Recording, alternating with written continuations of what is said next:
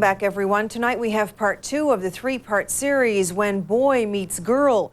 The story is about a transgendered man who works with the provincial government. He wears skirts and high heels to work, and for the most part, his daily feminine attire has been accepted in government offices. He is now hoping to find the same kind of understanding outside the workplace, but knows his appearance can be jarring to many people.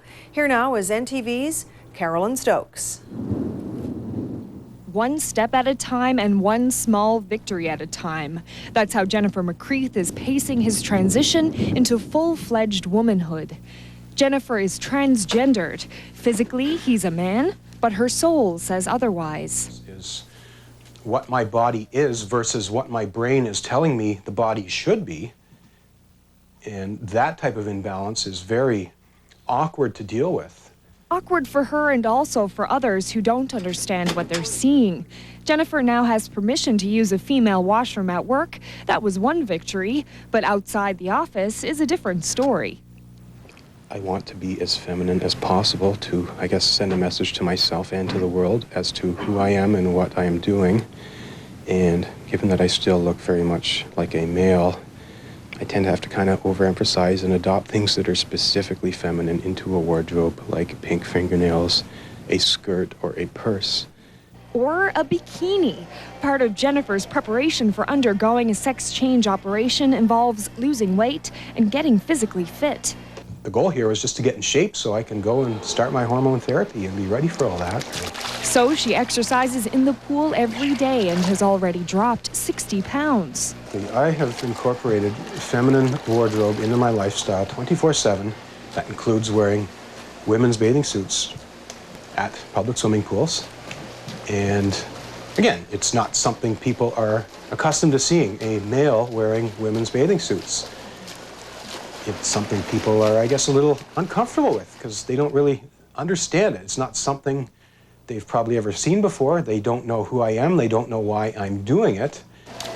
And I guess it's easy for people to be distracted when they see something out of what they consider to be the norm. So why does a man in a bikini make everyone so uncomfortable? It just plain confuses most people. But Memorial University sociology prof Ailsa Craig says the concept of gender is much more than the sum of its biological parts. So much of our institutions and our social structures and our expectations around power and responsibility have to do with gender. When somebody shows that those boundaries are not absolute, that can be pretty scary, right? It's part of the basis of what we're doing, right?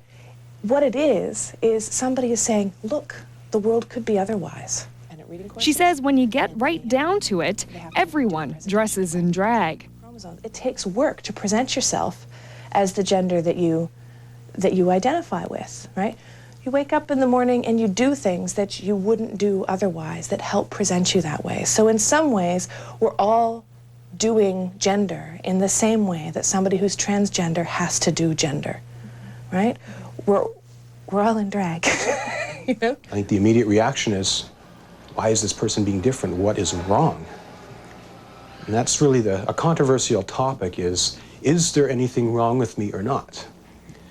I would use the word imbalance. I think it's not necessarily fair to say that there's something wrong with me. There's definitely an issue here that requires correction for me to become comfortable and happy with who I am and live the life that I want to live. And that correction, as Jennifer calls it, can only involve drastic and irreversible sex reassignment surgery. There won't be any sprint to the finish line for this one. It will be a long and challenging road. Watch part 3 of When Boy Meets Girl tomorrow night as we explore what the future holds for Jennifer McCreath. For NTV News, I'm Carolyn Stokes. In other news tonight, the cleanup of St. John's Harbour